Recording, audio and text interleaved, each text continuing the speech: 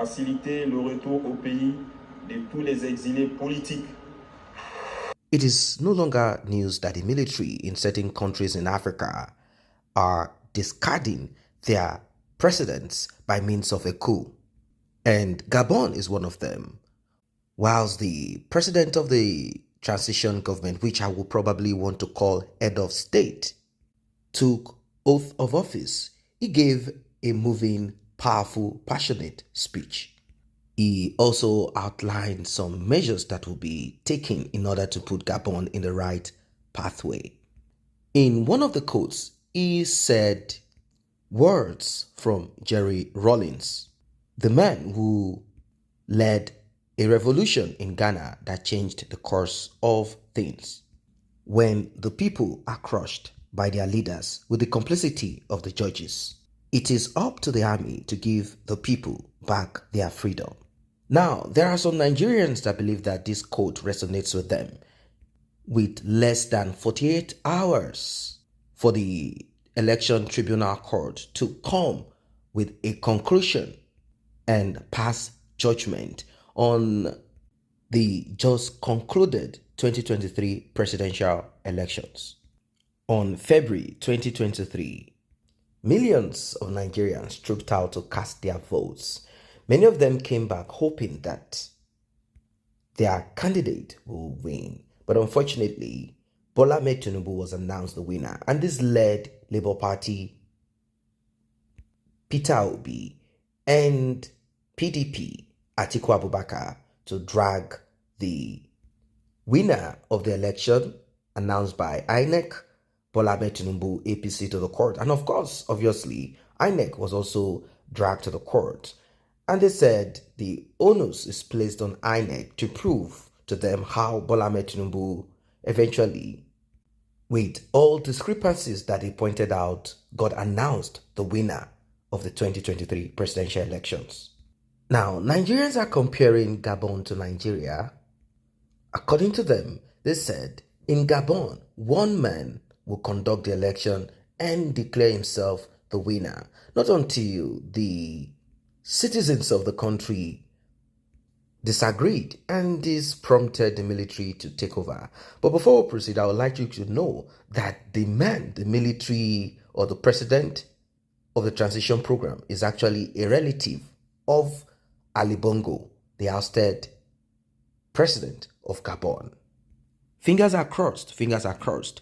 People want to see if this transition president will not eventually become a dictator that will prefer to sit in there till he gets old.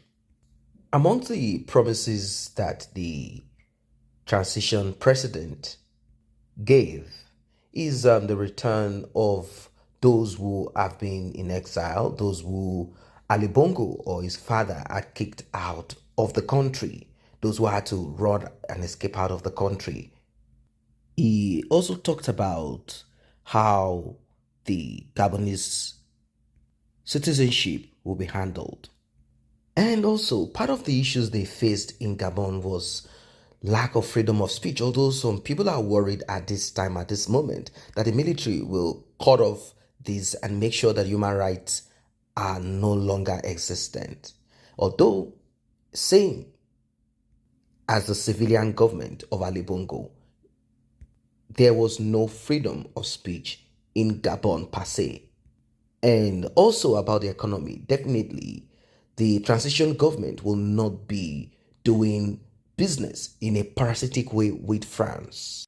I believe that the best way for any country to grow is to build their internal SMEs and boost their economy rather than them being just consumers. They should be able to produce for themselves, and I'm not ruling out transaction with other countries. Now let us bring this back home. Let us bring it down to Nigeria. At this time, at this moment, people are aggrieved, people are worried. There are people who are questioning the authenticity of Bola Ahmed Tinubu as the president of Nigeria. And like I said, less than 48 hours, there will be an announcement that will finally lay to rest the tribunal investigation that has spanned for over 6 months now. Bola Ahmed Tinubu believes and he claimed that he won the election. He has a lawyer, Olanipekun, who is representing him, and there have been this back and forth. I do not know what the tribunal will conclude. I do not know what the tribunal will say, but we are all watching, all eyes on the judiciary. And no one is calling on the military to take over government should Bola Ahmed Tinubu remain president of Nigeria.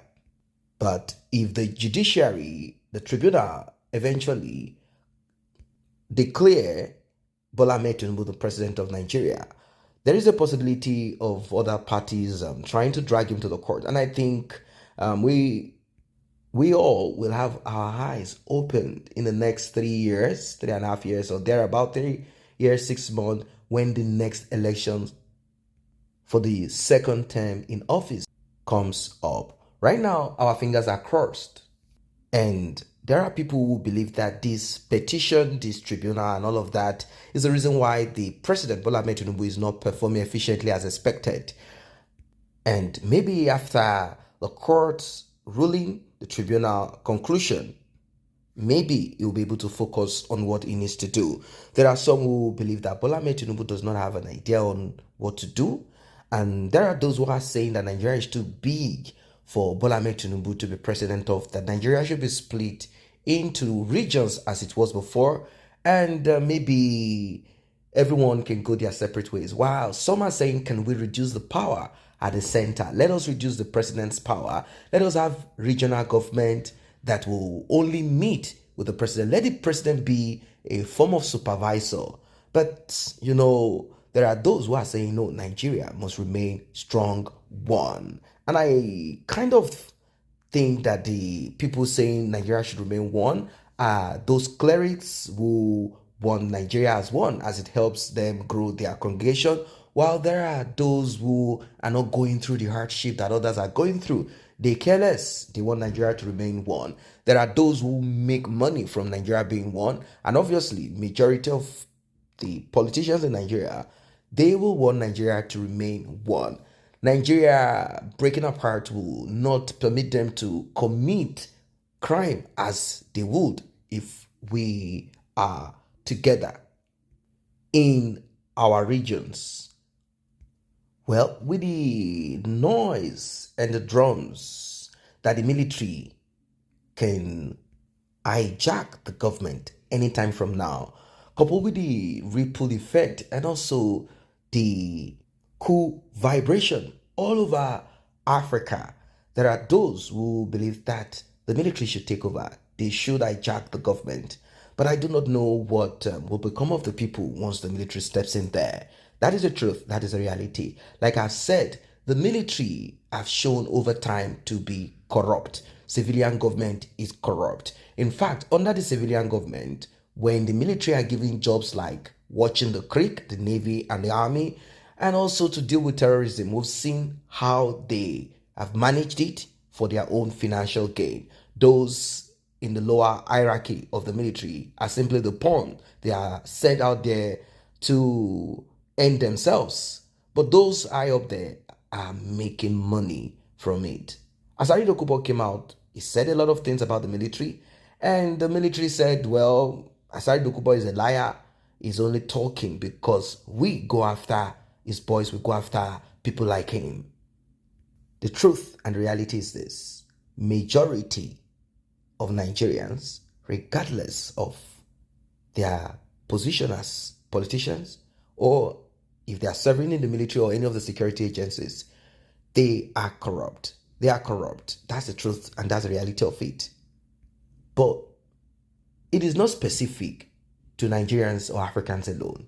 In general, the world, humans can be corrupt. But then, if the rule of law is stringent and also the punishment system is also upheld, I think everyone will put themselves in the right position. That is why there is the judiciary and there is also enforcement agencies. I don't know what your thoughts are as regards this one. Like and share, subscribe to this channel. See you in the next update.